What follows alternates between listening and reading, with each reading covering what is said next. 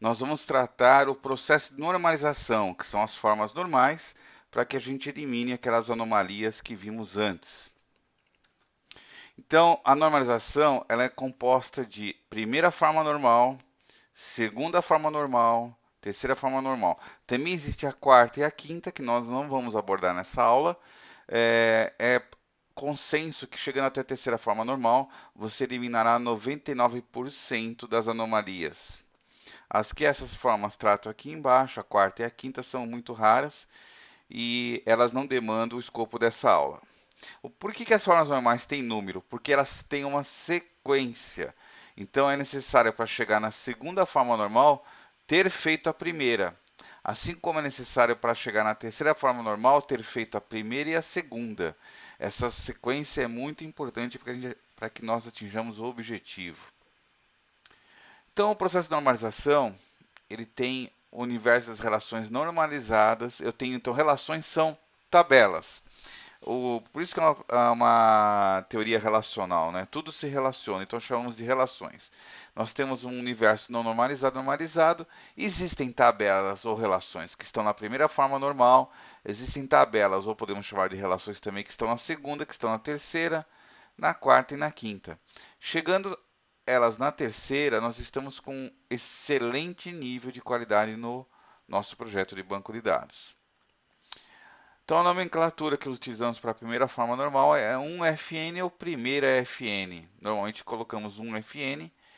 O que ela não permite? O que ela normaliza? Ela não permite atributos multivalorados, que eles forçam a repetição da linha, compostos ou as combinações de multivalorados e compostos. Mais um valor diferente para um atributo, em uma mesma linha da tabela, chama-se de tabelas aninhadas. Ok? Vamos dar uma olhada nisso, então. Então, a tabela não está na primeira forma normal, porque possui uma tabela aninhada. A gente olhando essa tabela cliente, cuja chave primária é código do cliente, nós vemos aqui que tem o nome do cliente e os telefones, que é um atributo multivalorado. O que acontece? A linha é do cliente 1, Pedro Silva. Essa linha, ela não pode se repetir. O que acontece? Como eu tenho um multivalorado, eu representaria assim, outra vez, pessoal, só reforçando. Eu estou apresentando dados para ser didático. O modelo lógico não tem dados nele. Então, imaginando nessa tabela cliente com telefones, nós temos o residencial e o telefone aqui. Só que se esse Pedro da Silva tiver outro telefone, então nós vamos ter aqui agora uma situação onde nós vamos duplicar essa linha ou pelo menos ter mais de um telefone, o que não é a situação aceitável, porque no modelo físico só tem uma linha para cada chave primária. Esse é o nosso problema do multivalorado. Então, nós temos o que? Na verdade, uma tabela aninhada aqui dentro da própria linha. É uma outra tabela, que são os telefones.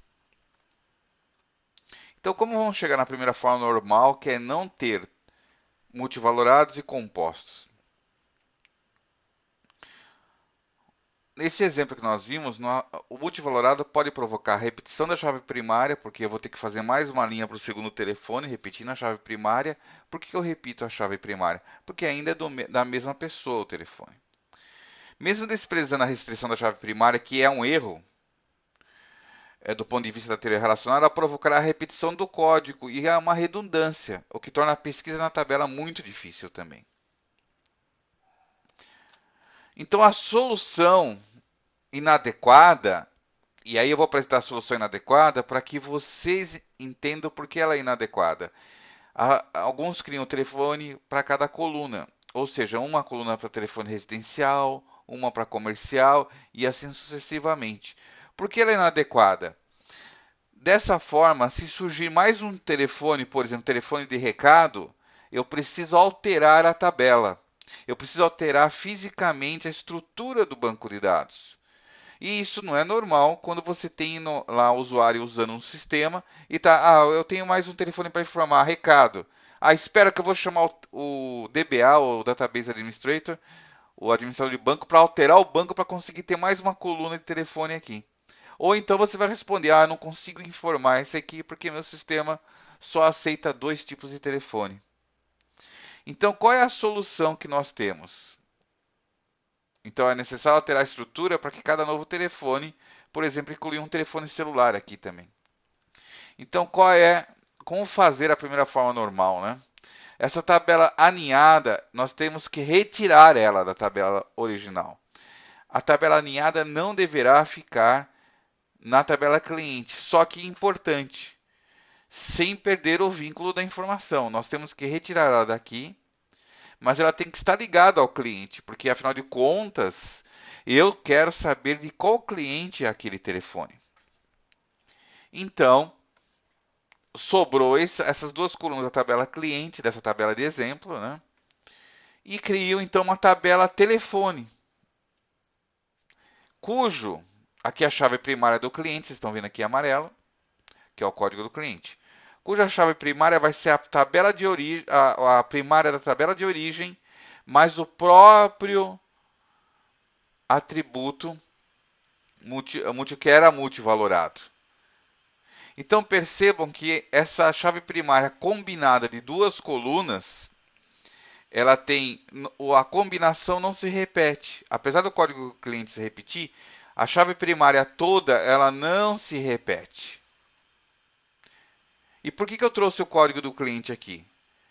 Para que seja possível fazer um relacionamento. Aí tendo um relacionamento dentro da primária da tabela nova, tabela telefones, eu tenho uma coluna que está dentro da primária, que é a chave estrangeira para a chave primária de cliente. Então, o que é aqui importante? Imagine a situação aonde eu vou cadastrar mais um tipo de telefone para o Pedro da Silva. É simplesmente incluir mais uma linha, aonde que tem que ter o código 1, que é o Pedro da Silva, o telefone celular, por exemplo, e o tipo celular. Percebam que com isso eu tenho uma flexibilidade que a estrutura do próprio banco de dados, da forma que eu projetei, eliminando a anomalia aqui da tabela aninhada, ela vai poder ser incluída e ninguém vai precisar chamar ninguém para alterar banco de dados, né? E importante, tudo relacionado. Nós sabemos que o relacionamento nos dá a integridade de tal forma que a chave aqui estrangeira, desenhando o banco desta forma, não existirá telefone sem cliente. Então, primeiro é o cadastro do cliente, depois o cadastro dos seus telefones. Outro exemplo de tabela que não está na primeira forma normal. Vamos dar uma olhadinha aqui nisso. Isso aqui é o exemplo de uma coluna com atributo composto, o telefone. Então nós temos o código do empregado, o nome do empregado e o endereço. Só que o endereço aqui, notem que a chave primária é o código do empregado, tá? É sempre importante, quando olharem uma tabela de um banco de dados relacional, sempre identificar chaves, né? Para você saber como aquela tabela foi projetada. Então o endereço é desse código do empregado. Os dados estão aqui meramente para ser didático, na verdade o modelo lógico está aqui em cima, né? Então, o que nós notamos aqui no endereço? Existem vários tipos de dados, ou seja, melhor dizendo, vários atributos aí dentro. Rua, número, cidade, estado. Isso também não é suportado na primeira forma normal. Qual é, então, a atitude que nós temos que tornar aqui? Ó, a coluna com valor composto por outros valores, oriundo de um atributo composto.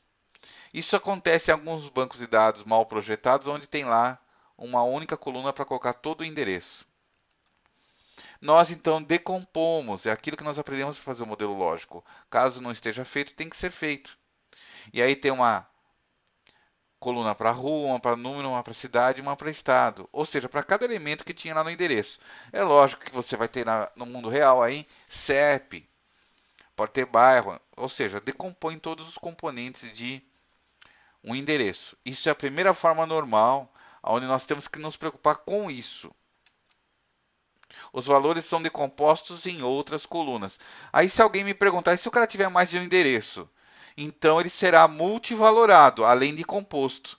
Então a decomposição deverá acontecer em outra tabela, uma nova tabela. Se lembra do telefone que falamos há 3 slides antes? Então, se todo multivalorado, ele tem que virar uma nova tabela, porque ele é alinhado. Se ele for composto, ele também será decomposto nessa nova tabela. Nesse caso aqui, só tem um endereço no projeto, então nós não criamos uma nova tabela porque ele não era multivalorado. Resumindo, a coluna pode ser, além de multivalorada, ela pode ser também composta. As duas coisas separadas ou juntas. Se for multivalorado, sempre vai ser uma nova tabela. Então, quais os objetivos da primeira forma normal? Eliminar colunas com conteúdos multivalorados. O telefone no exemplo anterior, ele também demonstra esse objetivo. E podem ser comuns, por exemplo, autores de um livro e outro tipo de exemplo. Por exemplo, isso que eu falei aqui nessa frase, imagine um banco onde você cadastra livros de uma biblioteca. Um livro pode ter mais de um autor, isso é muito comum no nosso meio técnico. Então, o autor Pedro Barbosa, João da Silva. Estou chutando nomes hipotéticos aqui, tá, pessoal? Aí, então, ele vai ser multivalorado, porque ainda é daquele livro. Então, vai ter que ter uma tabela autores. E importante, eliminar o multivalorado não significa jogar a informação fora, mas sim criar outra tabela que ainda mantém relacionamento com a de origem por relacionamento. Nós não perdemos dados, não perdemos colunas numa normalização. Nós criamos, se necessário, criamos tabelas novas. E aí nessas tabelas novas elas são relacionadas para onde elas vieram, para manter a coesão da informação.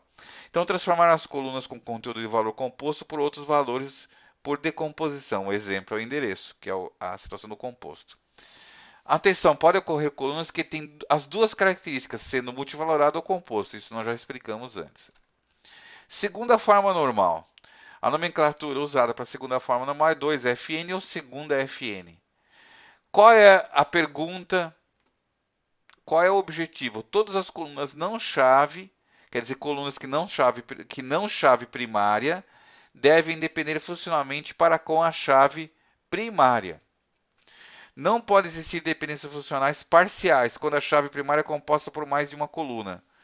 Se lembra a anomalia que nós vimos no segundo vídeo? Se você não se lembra, veja de novo o segundo vídeo, onde eu falo das dependências funcional, funcional parcial e a transitiva, né?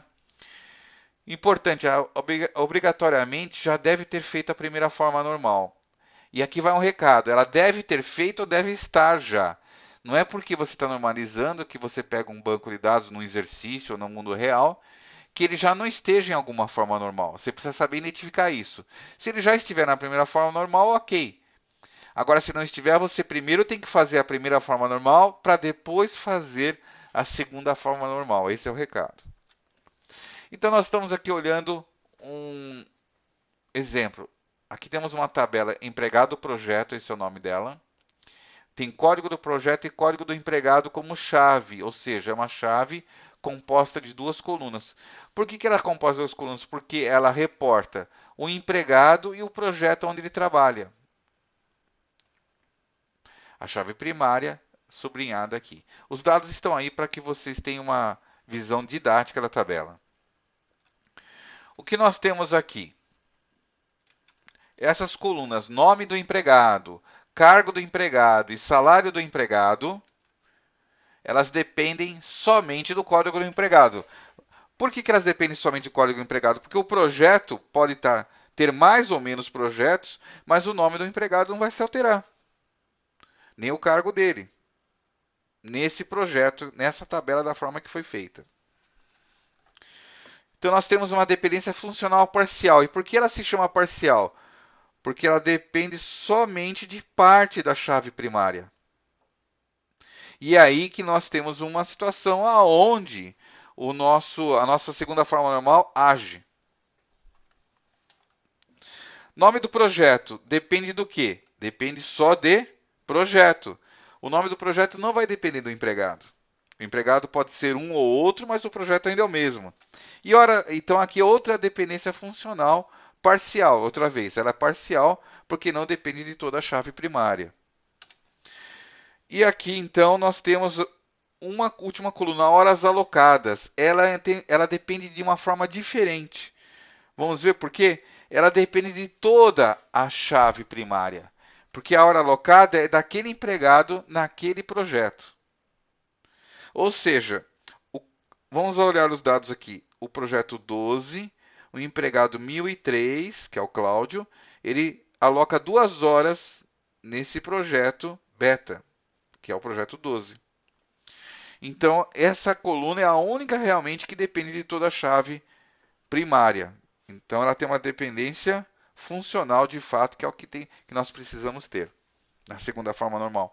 Então, eu tenho que normalizar ela até a segunda forma normal. Por isso que esse slide se chama parte 2, tá? Aquela parte 1 é onde eu mostrei o problema. A parte 2 aqui é onde eu mostro a solução para a segunda forma normal. Então, parte da primary key da tabela empregado projeto é uma foreign key, ou seja, uma chave estrangeira que relaciona com a APK do empregado, com a primary key. Então, nós temos ali código do empregado e código do projeto. Agora, vocês notaram, essa tabela empregado não existia antes. Eu retirei, na verdade, todas as colunas que dependiam do empregado e criei uma nova tabela. Essa nova tabela, obrigatoriamente, tem que trazer a parte da chave primária que ela dependia funcionalmente. Dessa forma, eu tenho uma tabela empregado que todas as colunas dependem funcionalmente da sua chave primária. Só que eu mantenho a tabela de origem. E na tabela de origem, eu tenho um relacionamento. Essa primária também é uma estrangeira para código do empregado. Essa aqui é a estrangeira, né, pessoal? Vocês estão percebendo que a estrangeira está aqui em projeto, porque é parte da primária. Lembra que todo relacionamento é uma estrangeira relacionando com uma primária. Código do projeto aqui e nome do projeto. Nós temos um outro problema aqui, então, né? Porque nós temos aqui uma dependência funcional parcial. Apesar de eu ter tirado os dados do empregado, ficou lá o projeto, que também ainda tinha dependência funcional, igual eu mostrei no slide anterior, da parte 1. Então, ainda falta... Quando você faz a segunda forma normal, não é porque você tirou parte das dependências funcionais e inclusive criou uma nova tabela, que você ainda não acabou ela. Eu, olhando de novo a tabela empregado projeto, eu vejo que ainda tenho situações lá dentro de dependências funcionais parciais. Então, eu preciso então criar agora a tabela projeto. Como é que vai ficar isso? Primeiro aqui olhando o empregado, a chave estrangeira da empregado projeto na tabela empregado. E aí, código do projeto, estrangeira para a nova tabela projetos. E o que ficou na tabela original empregado projeto? Somente a coluna que realmente dependia totalmente da chave primária dela. Então, a segunda forma normal, a nomenclatura usada na segunda forma normal, é a segunda, 2FN ou segunda FN, uma relação deve estar na segunda forma normal se ela já estiver na primeira e não possua a coluna não chave que não seja dependente da chave primária. E quando a chave primária é composta por mais de uma coluna, deve ser dependente totalmente do conjunto de colunas que fazem parte da chave primária. Olhando um pouquinho aqui, qual é a pergunta que você tem que fazer, olhando esse outro slide, voltando ao slide original do problema? Eu tenho que me perguntar, quando olho uma tabela, para ver se ela está na segunda forma normal, se existem colunas que não são chave, são todas essas colunas que não são chave, se elas têm realmente que estar lá, porque se elas só deverão estar lá se elas dependem funcionalmente da chave primária. Se tiver uma dependência funcional parcial ou não dependência, elas não devem estar lá. Quando eu retiro elas, o importante é que mantenha-se relacionamentos. Então, agora, esse aqui é já a solução completa da segunda forma normal, aonde eu criei duas tabelas, a empregado e a projetos. Só que lembra, uma premissa que eu falei no início, você normaliza, cria tabelas, mas não perde o vínculo. Então a informação está preservada, eu ainda sei o nome do empregado, 1001, que está aqui na empregado do projeto, e também sei o nome do projeto, alfa, graças aos seus relacionamentos, que eu implementei quando tirei as tabelas aninhadas que estavam dentro, as tabelas, enfim, que era uma dependência funcional parcial. E as tabelas novas têm total dependência funcional da sua própria chave primária.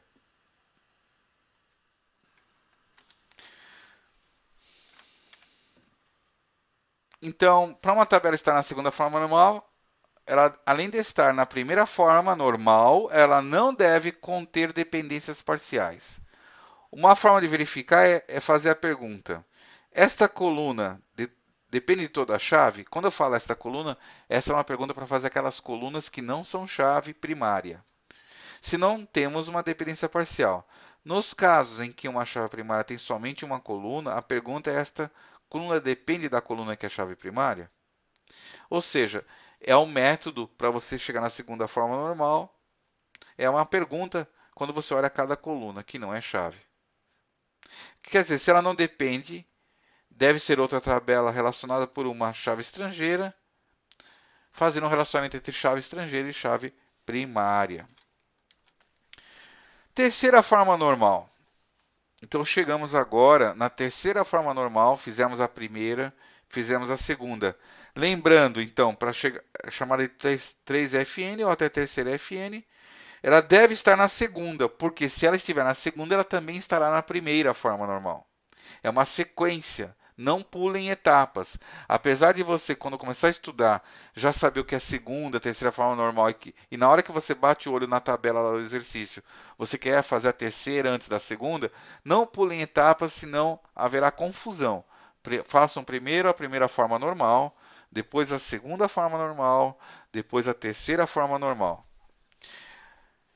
Então, a terceira forma normal, se uma tabela, uma relação qualquer R, ou seja, uma tabela qualquer, ela vai estar na terceira forma normal se ela estiver na segunda e não possua colunas com dependência funcional transitiva.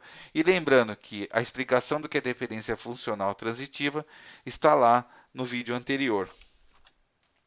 Então, a normalização da terceira forma normal. Como chegar nela?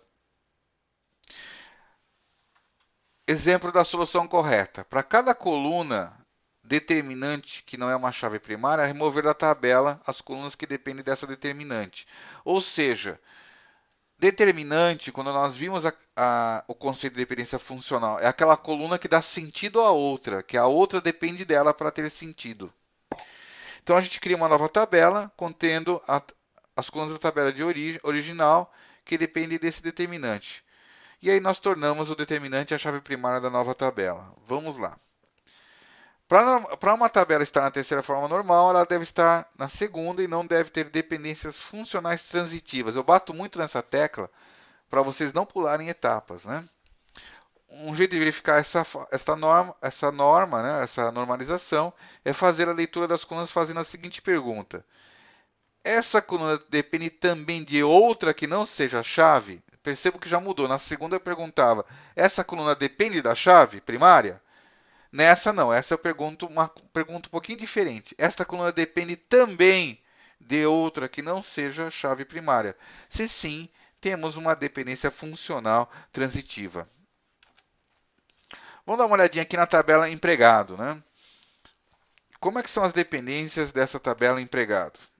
Eu tenho o código do empregado, que é a chave primária. Os dados aqui estão só para ser didático, né? Nós não desenhamos modelo com dados, mas eu tenho aí então 4 linhas de dados: o empregado 1001, o 1002, o 1003 e o 1005. Essa é a chave primária. O nome, ele depende do código do empregado? Depende somente, né? O Antônio, a Daniela, o Paulo e a Flávia, que são empregados, eles têm sentido para mim quando eu sei o código dele. Porque, lembrando, eu posso ter um outro empregado com o nome de Antônio. Até mesmo com sobrenome igual, né? Então, um é um empregado 1001, outro é um empregado tralalá. Então, é por isso que vocês também na escola, né? No curso que vocês fazem, qualquer curso que vocês se matriculam, vocês têm o número da matrícula. Porque não é raro ter alunos com nome inteiro igual.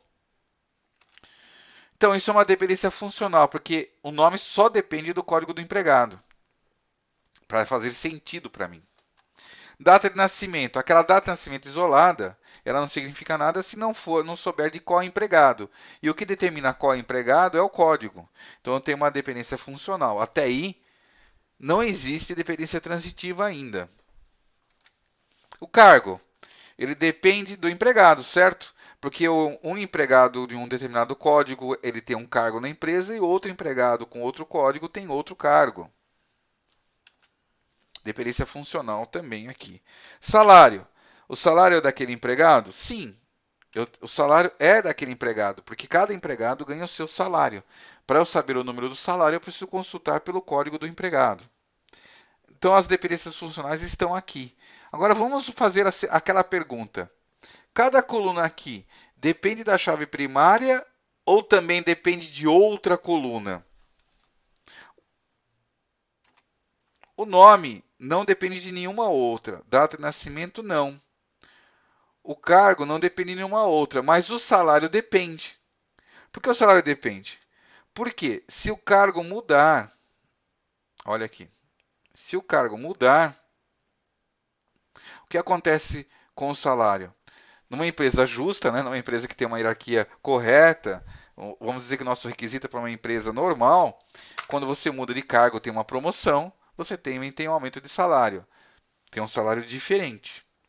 Então nós temos uma dependência funcional transitiva. Por quê? O salário é daquele empregado, ok, tem uma dependência funcional, mas se eu mudar o cargo, também muda o salário. Então qual é a solução? Retirar, né, a tabela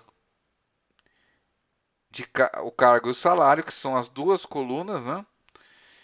E colocar a chave primária. Notem que aqui, uma coisa interessante, aqui não tinha código de cargo. E na que eu criei um código de cargo. Por quê? Porque colunas texto não são colunas adequadas para fazer uma chave primária. Se for necessário, você pode fazer. Não tem problema. Desde que ela não se repita. Sempre lembrando, chave primária não pode repetir os dados. Mas eu estou colocando aqui um código. É sempre mais performante fazer com números, se for possível. Aqui é possível. Então eu criei lá uma tabela de cargos e salários. Não, essa tabela inicialmente ela não está vinculada a nenhuma pessoa, porque ela tinha uma dependência transitiva, né? Ela não dependia só do empregado. E aí cada cargo tem seu salário. O que é interessante, diferente da segunda forma normal, onde a tabela criada vai com uma chave estrangeira, na terceira forma normal, a tabela criada deixa uma chave estrangeira na tabela de origem. Então aqui eu tenho o código do cargo. Então os cargos estão aqui, ó.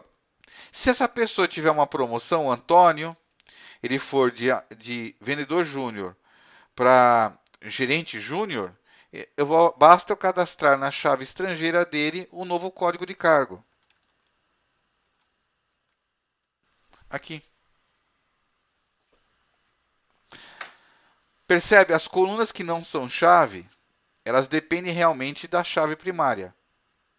E a chave estrangeira aqui, ela foi deixada para ter o relacionamento com a nova tabela. Percebam também que a normalização busca eficiência. Dessa forma que eu fiz aqui agora com essa tabela, além de estar muito mais adequado para cadastrar, eu não vou ter erros, né? Eu não preciso, quando eu alterar o cargo de gerente sênior, por exemplo, aqui, alterar o valor do cargo para 16 mil para 17 mil, por exemplo, todos os gerentes automaticamente vão assumir esse novo salário. E aí que está a coesão do modelo relacional, né? A forma como o modelo relacional se comporta. Então, a terceira forma normal, a definição dela é uma tabela encontra-se na terceira forma normal quando, além de estar na segunda forma normal, não contém dependências funcionais transitivas, que é aquela anomalia que nós eliminamos.